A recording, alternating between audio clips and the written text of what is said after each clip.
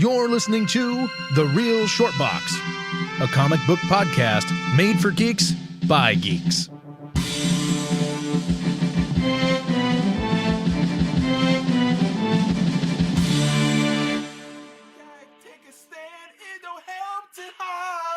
right, we're done with that. All right. Welcome, everybody, to The Real Short Box. My name is Darren, and sitting across from me is... the indelible Dr. Kevin. And to my right... Hot Rod Donald. Yes. I don't know, I got nothing. Oh, Hot Rod. You know, it's interesting, kind of like Hot Rod, who opened the equivalent of the Scarab like Jaime Reyes. Yes, indeed. No. And Jaime Reyes, I believe, is a great American. Wouldn't you agree, Darren? I'll kill both of you. I believe him, Kevin. I'll get you. Now, what's interesting is I say he's to my right and you're across from me. People don't know. One of you could be hanging upside down right now, and the other could be laying on the floor. Or, hanging out diagonally. This is the beauty of podcasting with audio only. Sometimes I wear pants. Sometimes I don't. Sometimes he wears a skirt. That's true. Well, I want to let you know, I am very, very thankful. I've been invited to be a permanent member of this podcast. And, doing what a person who's becoming a permanent member, I'm now contributing. And what better thing to do first off than maybe ruin the entire concept of the podcast, don't you say? Yay! All right. So today we are going to be talking about professional wrestling. Wow, professional wrestlers, as in people who get in the ring and dance and slam each other on the ground and throw chairs at each other. As I like to say, choreographed pain. Choreographed pain. Now, I, being a former professional wrestler and working on the independent circuit as Chaz Carmichael, I will tell you that this is absolutely rehearsed, but it is very painful. Falling in a wrestling ring is not like falling on a cushion or a trampoline, I promise you. It doesn't have like plywood in it or something like that? Essentially, yeah. There's plywood, polystyrene, and there's a massive spring, and I mean a massive spring. I couldn't even tell you where to go to, Also, isn't there a microphone underneath the ring, so when you hear the slam, you really feel the effect? For a large show, yes. Okay. But for, typically shows you'll go see at the Knights of Columbus or the Jewish Community Center, no. Oh. And we figured that we could relate pretty easily with wrestling. It seems like everybody that likes comic books likes wrestling and vice versa, or has at one point in their lives. And especially Boom Comics does do a WWE wrestling series. You don't say. In comic book form, yeah. They've done some with Triple H and with Stone Cold and so on and so forth. So they've been producing those for a little while now. So, and there's been wrestling comic books in the past, don't get me wrong. And back when it was WWF and stuff, they even had their own magazine and stuff like that. So, and there was the cartoon on Saturday mornings. Oh yeah, I love that cartoon. Yeah, so all this stuff kind of relates and comes together into the comic book world. But this is where it kind of stands out a little bit. So there is similarities. We have kind of soap opera-esque kind of storylines. We definitely have people that are caricatures of maybe things that are going on in society. But what I really dig so much about professional wrestling is it's very no-holds-barred in its storylines. Basically saying, even the young and the restless have standards, folks. Mm-hmm. The WWE, TNA do not have those same standards. I mean, we've had incidences where we've had the Nation of Domination, which is essentially a Black Panther group, having a feud with bald skinhead bikers, the Disciples of Apocalypse. We've had the Godfather and his hoes. All right. We've had the Iron Sheik and Nikolai Volkov, the commies and the fascists against the real Americans. I mean, it's very... The Mountie. Don't forget the Mountie. Oh, the Mountie, of course. And it's kind of over the top in some ways, and in many ways it can even be viewed as ridiculous, but there's no subtlety in professional wrestling, and that's kind of why I like it, because you can exploit a whole new market of ridiculousness. That's true. And we're doing our top 5, right? Top 5 wrestling faces.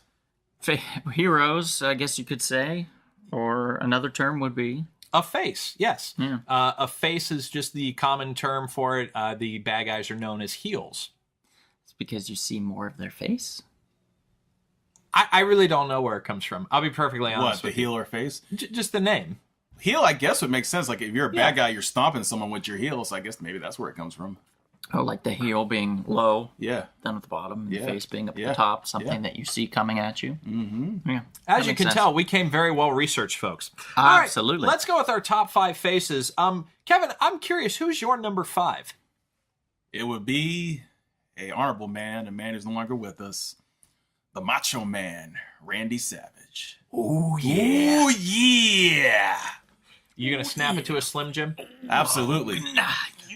Let me tell you something. This is one of those people. When you hear that voice, it's so distinct. You know who it is. Mm-hmm. He's someone who just can't be duplicated. Got little excitement. little excitement, yeah. I mean, literally, that was his voice. I mean, I remember he was on Arsenio Hall a couple of times, and that's the way he spoke. Mm-hmm. That was his voice. And it was just such a unique voice. He has such a personality. I mean, when you see that guy, the way he dressed, the way he carried himself, he was just a character. Like he's literally like a living, breathing character. But he was being real. He was being authentic. Yes. And he was a hell of an athlete, too. Mm-hmm. Great. Bonesaw. Yeah. Oh, yeah. Spider-Man, or the original Spider-Man movie? Absolutely. The Tobey Maguire one, yeah. You know what? Where I really have to compliment the Macho Man. This is a man who, in my opinion, single-handedly stole the night of 3 WrestleManias. Absolutely. We're talking about WrestleMania 3 against Ricky His the Dragon Steamboat. 5-star match, they call it. Yeah, it still might be considered the best match at WrestleMania, and that's really saying something. Then we have his WrestleMania 7 performance against Ric Flair. Was obviously, and of course, WrestleMania 8, the retirement match with the Ultimate Warrior. I mean, Warrior's a hard guy to carry. Let's just be real. He's very limited in his wrestling ability, So I heard. but Macho Man carried him beautifully. It was an amazing match. Mm-hmm. Donald, who's your number 5? My number 5 would be Andre Rene Rusanov, a.k.a. Andre the Giant, There we go. Or as my little brother once called him, Iant the Giant. a.k.a. Eighth Wonder of the World, Yes. a.k.a. 520-pound man. So he was billed as, I think it was during WrestleMania 3. Yeah. He's a gentleman from France. His father was Bulgarian. His mother was Polish. He suffered from gigantism, which is an excessive growth hormone. He was 6'3" at the age of 12. That's crazy. Isn't that insane? Crazy. He moved to France at the age of 18, was taught wrestling at night, and he was a furniture and mover by day. That's how he paid the bills. In the 1970s, Vince McMahon, Senior. yes, senior, thank you, saw the potential in the character of Andre and billed him as Andre the Giant, the immovable monster. So then eventually he made his way over to the WWF. He was never defeated in 15 years by pinfall or submission prior to WrestleMania 3, which happened in 1987, which I would say is the match that everyone remembers from WrestleMania 3. I think that's the bigger match there. Well, it was the main event headliner, the Pontiac Silverdome, which at the time had an indoor attendance record, I believe. That's true. Yep. Yeah, he was, I think it was in, not right before that, I think it was like 85, 86. I think it was 85. He fought Big John Studd. The body slam match, right? The Body Slam Challenge, yeah. So Big John Studd, he was a huge dude too, right? But he wasn't Andre the Giant size. But he was, the trouble with Andre is they had trouble creating other characters that could rival him. Andre was such a big personality and such a big character that it was hard to say, oh, this guy could take him or that guy. They tried with King Kong Bundy. Yes. Supposedly he didn't like him. Yeah. No, they were not friends. Andre tried anything and everything, apparently, according to King Kong Bundy, to get him out because he did not appreciate him. He said that Andre was the make or break person in the wrestling community. If he liked you, you were in. You were guaranteed to be a hit. If he did not like you, You're doomed. you're doomed. You might have your time in the sunlight there for a few moments, the spotlight, so to speak, but then you were out the door. Did you ever read up during any of your research? Do you remember all the legends of Andre's beer drinking ability? I heard about that. Yeah, it was like, what, 100 and something? 128 cans of beer or something? Something ridiculous. Yeah, in a certain amount of time, like in an evening. He had to take up a whole section on a plane because he just couldn't have people sitting next to him. All kinds of stuff. But he was just a huge dude. A great hero for the longest time. And then also a great villain. They had to make him a great villain to make Hogan the hero to pass the torch, so to speak. So Andre also had a small little movie career. His biggest hit would be The Princess Bride. Fezzik. Yes, Fezzik. He played in The Princess Bride, which is a classic, and I'm sure a lot of people have an affection for him as a person just because of that character alone. Just a great number 5 for me. Yes, absolutely. I mean, with your guys' 5 so far, I can't wait to see your next 4 because these are definitely great legends we're talking Good way about. to start out, huh? Yes. My number 5 is going to be the grandson of Chief Maivia, the son of Rocky Johnson. That would, of course, be Dwayne The Rock Johnson. So I can smell what you're cooking. Absolutely. Now, when you're talking about The Rock, unbelievable in-ring and microphone charisma. Like this guy, he's so flexible in the way that he moves. He's so interesting. He could basically sell you anything. And a perfect example of this is he had a finishing maneuver that was an elbow drop. The people's elbow. The people's elbow, one of the most ridiculous things, but because he did it, it was believable. He had a great feud with Stone Cold Steve Austin. I mean, we're talking about 2 legendary WrestleMania matches. He started with the Nation of Domination, was kind of like his big push. And let's be real, that was a terrible stable until The Rock joined them. Like he basically don't sleep on Farouk. no Ron Simmons. I don't have an issue with Farouk. I'm saying the stable wasn't working. D'Lo Brown was a weird character. Kama Mustafa, that character that became the Godfather, it took a while to Ahmed get him Johnson, the right thing. I think was on there. Yeah, well, Ahmed Johnson was like their enemy. Yeah. You know, the Pearl River powerhouse, Ahmed Johnson. But like what I really, really liked is that he really legitimized the Nation of Domination and made them a powerful stable. And stables were a big thing, Yes, they of were. course, during the Attitude Era. He carried Ken Shamrock in their feud. I think Ken Shamrock had some in-ring limitations, and The Rock just carried him wonderfully. Great feud with DX. When DX impersonated all of the Nation of Domination, especially when Triple H said, "The Croc just got out of the bathroom, and you should have smelled what the Croc was cooking." I mean, that stuff is just great to me. And he's just the coolest guy, of course, on the mic. Think about it. Rudy Poo, candy asses, know your role and shut your mouth. Jabroni, poontang pie, if you smell what The Rock is cooking. And finally, The Rock has come back to podcast land. That's right. I like that. Kevin, who's your number 4? My number 4 is Jim Hellwig, also known as the Ultimate Warrior. Oh, man, that's going to be a tough justification. I want to hear. Yeah. Look, it was a short time, but for that short time, let's say about maybe a 3-4 year period, he was an amazing character. Now, he didn't have the best ring work per se, but just his personality. No one understood what he was saying. And that was the best part of it because somehow it worked. I mean, he would talk like some weird poetry stuff that was coming out of his mouth. You know, he had he'd all be the snorting- drugs, Kevin. He'd be snorting, making weird sounds, and cocaine, you know. He would talk about climbing ladders in matches that were not ladder matches. Right. Oh, there was one about the pilot. You're like, Hogan, you take the pilot, you take over the cockpit or something like that. I was like, what is he talking about? And real quick, but he made it work, though. but you can't justify his weird political activist career that happened shortly before he died. No, nobody can justify that. Why would he change his name to Warrior? For No. real? He took these very radical conspiratorial positions that were just bizarre. Oh, so did Jesse Ventura. Okay, sorry. Please continue with the Warrior. Look, one thing I remember about the Ultimate Warrior was WrestleMania 6 when he fought Hulk Hogan for the World Wrestling Federation title. Yes, It was probably his best work match. In addition, Easily. In addition to the Randy Savage one. Easily. I mean, it was... And that's actually the first time I ever saw the paint come off his face, too. I mean, he really got into it. But it was a really good match. You saw the transition, the passing of the torch, at least for a short period of time. And it was just awesome. You know, that was his peak. And I remember one thing about him was interesting is he's the only person I knew of who changed the color of the straps. So when he was the Intercontinental Champion, he would change the color. Usually it was like a black background, and he changed like green or blue. And then when he became WWF Champion, the same thing. He would change the color of the straps. I even remember the opening to like WWF Superstars. Like they changed it when he became champion. You saw him in the background. He's like all hulking up and everything. So it's just something about Ultimate Warrior was just special for that short period of time that I really appreciated as a kid.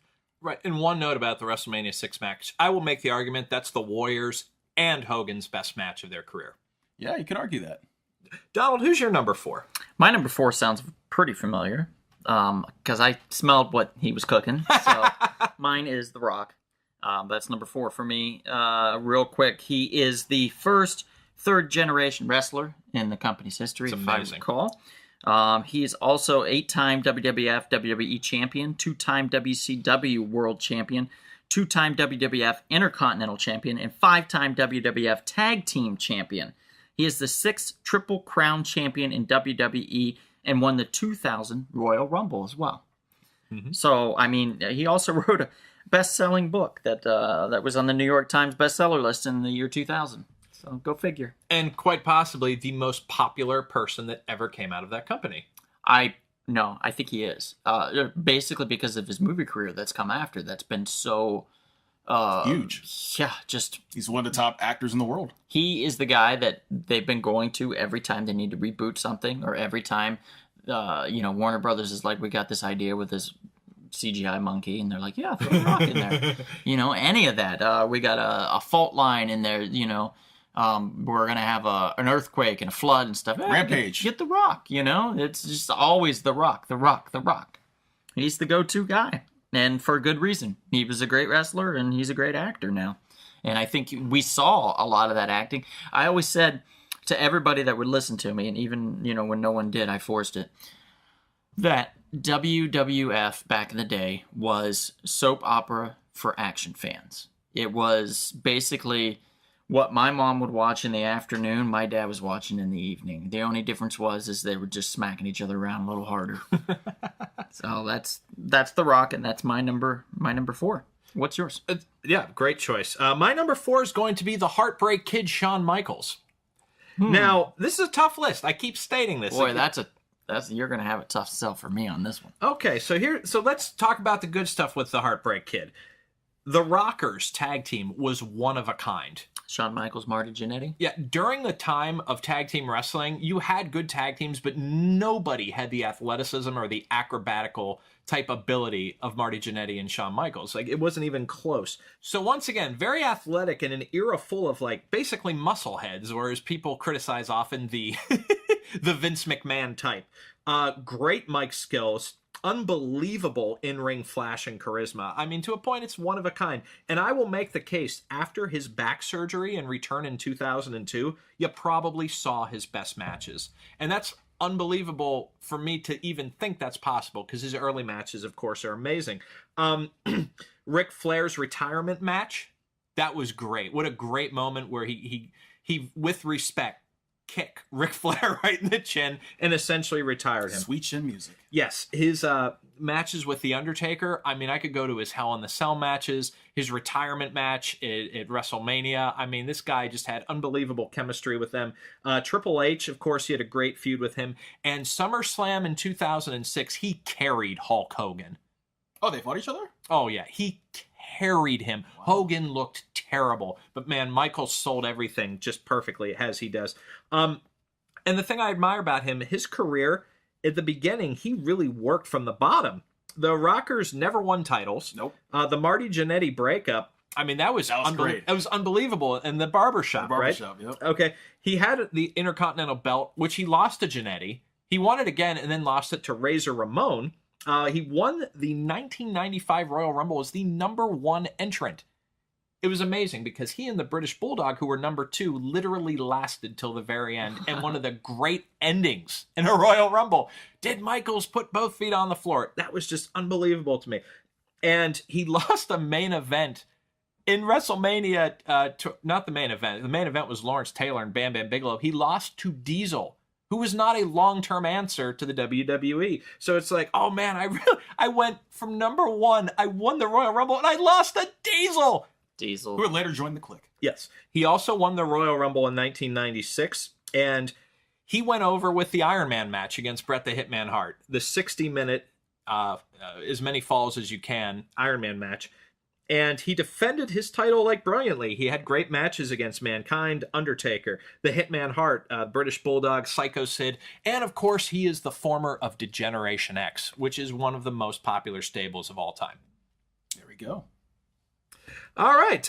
Do you have a number 3 up and ready for us, Mr. Kevin? This, my number 3 is someone who I had followed pretty much from almost the beginning of his career. Was in WCW, then came to ECW, and then came to WWF. The Rattlesnake, Stone Cold Steve Austin. Ooh. Hard to argue with that. Nope. You know, I followed him when he was stunning Steve Austin when he was in WCW. I remember he was like the television champion. He had some cool ring entrance music. He always wore like a red sparkling robe. He had long, flowing, Thor-like hair. Stunning Steve Austin. And I knew this guy was special. Like, man, this guy's a future. If they just give him the proper push, he could be somebody. But the politics of WCW did not deny him that opportunity. And then when he came to WWF as the ringmaster, it was the beginning of Stone Cold Steve Austin. And then after it was only a year as the ringmaster, right? Yeah, less than that. Less than that. And then after his famous match with Jake the Snake Roberts, he exclaimed his Austin 316. I just whooped your ass. King of the Ring 96. That's right. And also he had a classic match against Bret Hart. Classic match, of course, against The Rock. And, of course, his probably most famous rivalry, the boss himself, Vince McMahon. I mean, that rivalry right there, where would the WWE be without that rivalry? He was like the first person to like assault Vince McMahon pretty much. Making Vince the hard villain. The hard villain. Because Vince was actually the good guy at first. You know, he'd be on the microphone like, you know, what's going on there? And then eventually Vince did something really smart. Let me become like the bad guy. Yeah. Let me be like the jerk. I'll turn heel. And it worked brilliantly. Yeah. They play off each other so well. Mm-hmm. It was great. Donald, who do you have at number 3? Well, Stone Cold Steve Austin. This is such an agreeable podcast. He had 19 championships throughout his wrestling career, guys. As he is a 6-time WWF champion, a 2-time Intercontinental champion, and a 4-time WWF Tag Team champion.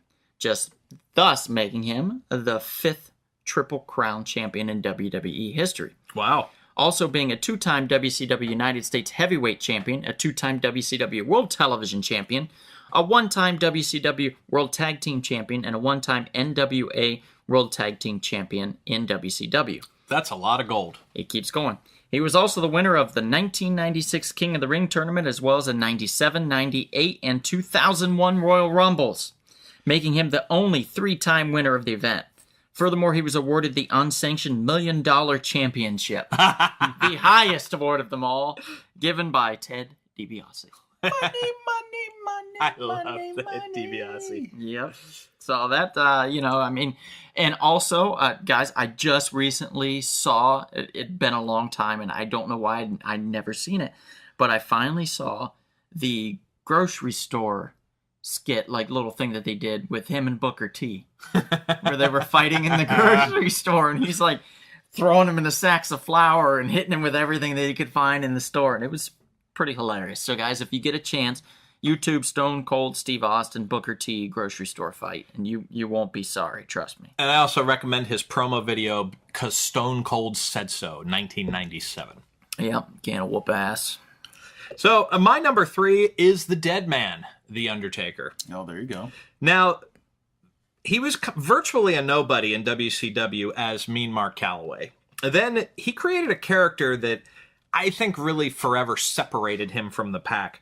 I'd often told people, if anyone ever asked me as a wrestling fan, what is the difference between the WWF and WCW? And I said, it's simple, The Undertaker. So the reason that I was saying that is because he took presentation and showmanship, in my mind, to a completely new level. Absolutely. I actually was very lucky to go out with a friend of the show, Alistair, to go watch a SmackDown event at the Staples Center, and I got to see the lights dim while the Hell Bells are playing. You know, nice. And it's really puts you in a different energy, and you see him walking across the smoke. It's really something else. One thing that I really admired Taker for, he wrestled literally every freak show you could possibly imagine. The Giant Gonzalez, Yokozuna, Kane, King Kong Bundy, the Great Khali, and let's be real, he pretty much carried them with the exception of Kane. Kane was a good wrestler and Yoko wasn't bad. But I mean, to be forced to carry these just giant people, I give him so much credit for that. Dude is 6'10" and 330 pounds. supremely athletic. He can actually walk across the remember that. ropes while That was great. holding your arm. That was awesome. His agility is just great. And he had very special matches, in my view, with Shawn Michaels, Bret Hart, Steve Austin, and, a few et ceteras in there, especially his rivalry with Kane. But, I mean, to me, Taker, he gets so forgotten because his later matches, in my opinion, are his most technically sound, and you could see the real talent there.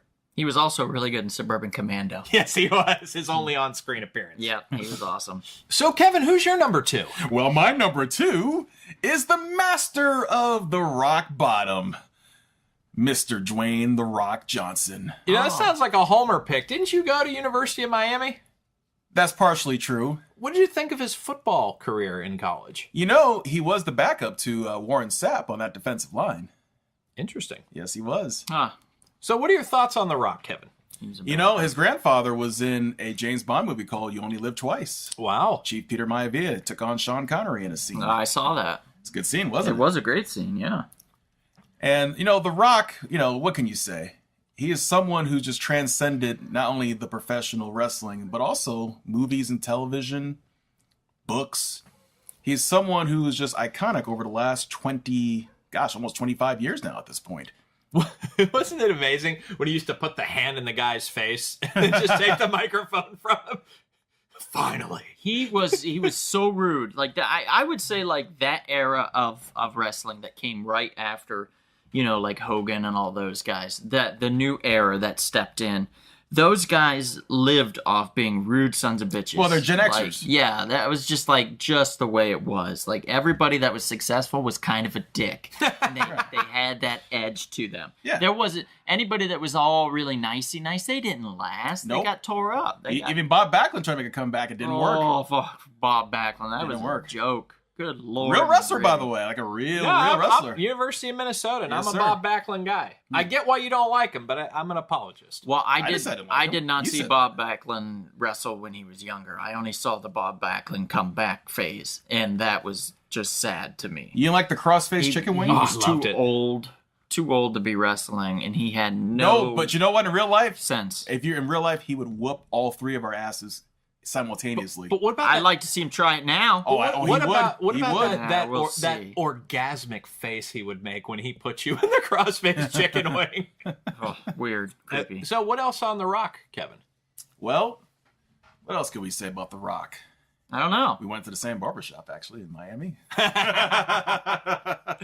And with that, your number 2, Donald. My number 2, it's the Macho Man, Randy Savage. Come on, you gotta do a little louder than that, brother. Yeah, Hogan. There you go. Macho Man. There you go. Miss Elizabeth. Randall Mario Poffo. He had a brother who was going to be on this list, but unfortunately I just didn't have any room for Leaping Lanny Poffo. The genius. The genius. The genius, yeah. Love the genius. And that was going to be like I struggled with that idea with the genius because I do love a good sidekick like that, and the genius is great for that. But we'll talk about him another time. But he is the brother of Randy Savage, so that was kind of cool.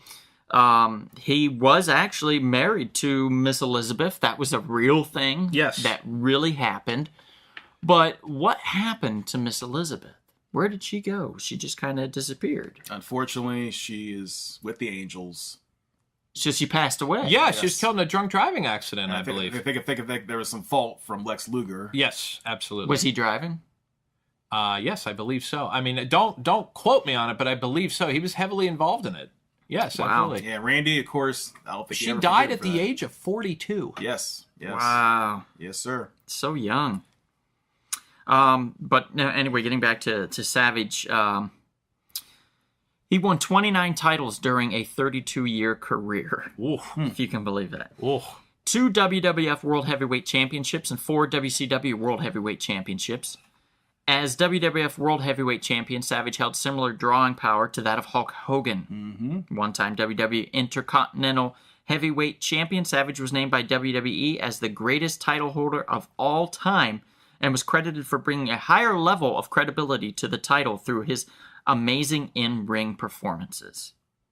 And you know what gets overlooked, I think, a lot is when he went to WCW as Madness. Like, that was a great character. You know, obviously it did not touch what he did as Savage, and he unfortunately had a bad exit from the WWF, you know, wrestling people like Crush at WrestleMania. But, like, yeah, I think Madness gets overlooked a lot, and what would the NWO be without Madness? It's true. There was quite a bit of madness there. Well, that's going to wrap up my number 2. I think we'll go to yours, Darren. All right, the Texas Rattlesnake, Stone Cold Steve Austin from Victoria, Texas. He had great in-ring skills as the ringmaster, and this is something that gets overlooked with Austin a lot, because as he became Stone Cold, he just started to do spots. You know, the loose Thez press, the stomping a mud hole through you. People forget he had great technical wrestling ability, but as the character evolved, he kind of just like left that by the wayside. Also, injuries didn't help either. Yeah, that's what I was going to say. A lot of it had to do with his injuries, too. Oh, absolutely. I actually worked with him on an episode of the show Chuck. Oh, that must have been fun. And he referred to his trailers as camper. Which, I mean, he called himself the bionic redneck, and I'm not going to argue with him. The birth of Austin 316 at King of the Ring 96 was a trend-setting moment, Kevin. Trend-setting. T-shirts were made. I mean, this is a guy who said, he told a born-again Christian like Jake Roberts, go get yourself a cheap bottle of Thunderbird and thump your Bible, because it won't get you nowhere. You talk about your Psalms, your John 3:16. Austin 3:16 means I just whooped your ass. Wow. That's a quote. Like, to me, Austin is the main player of this Attitude Era. Yep. His feud with Bret the Hitman Hart kicked off, honestly, it eventually kicked off his feud with McMahon, which is perhaps the greatest in history. He had virtually no respect for his opponents, which I kind of loved. I think it fit the Attitude Era perfectly. He had the greatest exit ever, in my opinion. So he was a person with neck problems, obviously, health problems. He lost to The Rock in a great final match. And my even more favorite thing is he refused to lose to Brock Lesnar, and I love that. Because why are you going to job out to Brock Lesnar when you are a person of such great status? Especially when every time you hear his music, that breaking the glass, the crowd goes much like The Rock. Crowd goes absolutely nuts. They lose their minds when he enters the stadium. And like he says, F fear, drink beer. There you go. We are at number 1, guys. I can't believe how quick this is moving. Yes. So I've got some early indicators that these number 1s are going to cause some debate. But before we get to number 1, let's have a word from our most righteous of sponsors. Oh, sorry to interrupt, everyone. Just wanted to mention real quick about a shop in Canoga Park, California called Spiro's Heroes. Elliot, the proprietor of the store, has over 300,000 books in what's called the Temple of Comics. That's Spiro Heroes in Canoga Park, spirosheroes.com. All right, that was an outstanding promo. And you know, Spiro's Heroes is definitely a place that we will probably be hanging out this weekend, because that's kind of what we do. And by we, I mean you two. Yes, yes. I have not been formally invited, but I'll get there. You will get I'll get there. Yeah, it's going to take a bit. So, Kevin, who is your numero uno professional wrestling face? My number 1 is Mr. Steve Borton, the winner of 15 championships in WCW, also the franchise. Because I was a little stinger growing up. Sting. From Venice Beach? From Venice Beach, California. Gross. Don't hate. Gross. Don't hate. Donald, you'll get your turn. I'm curious. But The master of the Scorpion Deathlock, which I love that finishing move. The Stinger Splash. Later on, it became the Scorpion Death Drop when he went into his emo crow phase.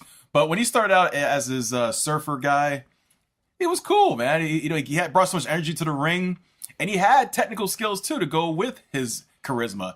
His matches against Ric Flair were great. Yes, define the whole company. Find the whole company. Yeah, I will say Sting was better, I thought, when he wasn't Emo Crow or whatever. I don't know how they got the rights to that, or if they just were like, fuck it, let's just do this. Well, it was around the same time with Hulk Hogan. They wanted to make a certain change in his persona, and it kind of made sense. The Stinger at that pace wasn't what it used to be. It was kind of like an 80s thing. And I felt it was appropriate to go to a more darker... I guess, but he's held on to this for He's still holding on. I thought he's retired. I thought Sting was retired. Well, if he shows up, he's going to be wearing that. No, he's not. He's going to be dressed as the Crow. Not. No, guarantee he's you. not. Well, one thing I do like about Sting in the WCW, he brought an energy that no other wrestler in that organization was bringing. Absolutely. You know, you had good wrestlers in WCW, but they were all very similar. So, Donald, what are your serious qualms with Sting? Besides the emo. Sting. That's it. It's a large stage. That's the big one. Yeah, like I So just basically- thought that was a sad ass joke. So basically, post '96 Sting, you just don't like. No, You don't like him coming from the Raptors, dressed in black with a bat and beating people's asses. it's just stupid. It Wow. was just stupid. Well, they needed a counterweight to Hollywood Hogan. My goodness, They could have done anything else. They could have had him put you're like the first person I've ever heard who didn't goddamn like cream this. pie on his head and called him Banana Man, and it would have been better. Wow. Yeah, he could have thrown on banana peels. Now look, I know we talked about in a previous podcast about the blessed movie The Crow with Brandon Lee. I mean, I know you were touched so much by it that anyone imitating him would just drive you to well, anger. it's just stop imitating after a while. Jesus Christ, Kevin. He did it for everybody's gone through puberty by the time he began and finished being the Crow. Like it's just enough. Enough's enough. Well, just stop. Well, you it. can make the same argument. Just stop You can it. make the same argument for the red and gold of Hulk Hogan. That I'll was slap that your was whore overplayed. mouth. I That will was slap overplayed. your whore I mouth. dare you to. I There dare you is to. nothing- I dare you to. What the Ding, what ding, the- ding, ding, ding, ding, ding, ding, ding. All right, that's enough. Ding, ding, ding. Okay, that was. If you guys enjoyed that segment, please let us know in a poll below. I will say this: one of my favorite Sting moments was a major folly for WCW, and that was the introduction of the Shockmaster. Yeah, I remember that. That was stupid. It was unbelievable. The Shockmaster, first of all, they wanted the wall to explode, but it didn't. So the Shockmaster walked through the wall, fell down, and his helmet fell off to reveal Earthquake. Oh jeez. So no one's excited to see Earthquake. No. All right, Donald, Who's your number you were one? really harsh about Kevin's Yeah, number let's see one. who your number one he may is. return the favor. Oh yeah, you Who go is ahead. your number number one You is? go one? ahead. Let's see your Anybody number want one to is. come at me? You go ahead because I'll tell you one thing about me. I am a real American. Ooh. Yeah, you wish you were. Fight for my right. You're not a real American. American. You're not native. You're not native. Oh shit. You're not native. I'm talking Hulkamania. Oh yeah, Hulkamania. Get excited. Get stoked. Terry, It's here. I mean Terry Bollea, huh? From Florida. That's right. Terry Jean Bollea. I don't know about this pick. Go ahead and defend Oh, yourself. Oh, I know Hogan. why you went because he's a Leo like you. Your birthday's like in a few days of each other. Hulk That's why. Hogan, he was the ultimate warrior before there was the ultimate warrior. Let's face that That's fact. true. That's true. When someone would come at Hulk Hogan, when he would get electrified, you would hit him and he would start to shake his whole body, his arms, his hands, his face. He'd start huffing and puffing and you knew something was coming. You knew you weren't going to be able to stop the Hulkster. Very superhero-like. Very superhero-like. I had the workout regimen kit from Hulkmania, from Hulk Hogan. I had the dumbbells, I had the little hand thing, I had the sweatband, the jump rope, all that stuff. Do you know how he got the name Hulk Hogan? No. He was on a talk show with Lou Ferrigno. And one of the things that commented was that he was bigger than the Incredible Hulk on television. And hence he used it later on to become Terry the Hulk Boulder and then later Hulk Hogan. That makes sense. He was also in a Rocky film. Rocky 3. As Thunderlips. The best sequel to Rocky. It's a great sequel. Great sequel. It's great. He also created a brand. He was one of the first, if not the first, wrestlers to create a brand that there was a marketability there. There was something that they could tangibly sell. There was trading cards. There was kids going around wanting to be Hulk Hogan. You didn't have people going around wanting to be other wrestlers and stuff that I could remember before that. For me and for a whole nation of kids my age at the time, Hulk Hogan was an inspiration. He was the perfect hero, the perfect man. He was the guy that would stand up for anybody and step in, and he had this very protective nature to him as this character, bigger than life. He had a career in movies too. He was basically the first big wrestler to create a movie career for himself. Yes. that springboarded things like for The Rock and for, even Stone Cold to get a couple movies here and there. They created, what was it, WWF Films or WWE Films, I think, eventually. That was in the early 2000s, yes. Yeah, they did a division of that eventually because of the success of transferring their wrestlers into movie careers later on, so they could prolong and even cash in on that, in other words. He fought in WrestleMania 3, as I said, the biggest match in WrestleMania history. He fought Andre the Giant, picked him up, and dropped him to the canvas. Now, as I also said, Andre the Giant at the time, they said, was about 520 pounds. Yes. Point me to somebody else that's picking up 520 pounds and slamming it down. I believe Darren Munell can do that. Well, yes, naturally. But remember, Hogan is also 6'8", 350 pounds. I think this gets overlooked a lot, honestly. He's a beast. Yeah. Yeah, 6'7", That was a beast. Now, some positives, because he's in my top 10. He wouldn't quite crack my top 5, but some positives and then crazy, some guys. negatives that I want to put in. So the positives are, when he won the title from the Iron Sheik in 1984, he basically held that title undefeated and uninterrupted for them. I mean, there were times that the 4 belt years. were vacated, but eventually he didn't really get defeated until the Ultimate Warrior cleanly, yeah, beat basically. him. So he was the center of professional wrestling for 10 years until King of the Ring 93, which was his last match. Now, this is a reason he's not so high on my list, is because his in-ring wrestling was very shady to me. I didn't think it was particularly good. He wrestled one kind of match as a face and one kind of match as a heel. Right. He basically, you're not going to get variety from Hogan. I thought he was really bad at pushing other wrestlers. Right. And his selfishness, in my opinion, is on full display perfectly in WrestleMania 9, when basically we just thought that Yokozuna was going to cheat, defeat Bret the Hitman Hart, and that was it. But Hogan's like, oh no, I'm going to come out and become a 5-time world champion, and completely they were transitioning into a new generation. That old generation was disappearing, and he's like, no, I need the spotlight just a little longer. Mm-hmm. And in many ways, he kind of hurt WCW too. So we can't deny that without Hogan, this is not a universal product. There's no question about that. And for that, we're all grateful. But his selfishness always kind of deep down bothered me. No, I agree with you. And by the way, a lot of people don't know this, but Andre the Giant and Hulk Hogan fought about 8 years or so before that match in WrestleMania 3, when the roles were reversed, where Hogan was a bad guy and Andre was the good guy. Yes. And Andre beat him. Yes, Andre did. And that was back when Andre could, move fairly well. And in WrestleMania 3, he did not have the mobility. Yes. He And was that limited. was his swan song, so to speak. Yep, he was limited. Yep. All right, so off to my number 1 here. Let's cause some more controversy, because it's not the Stinger.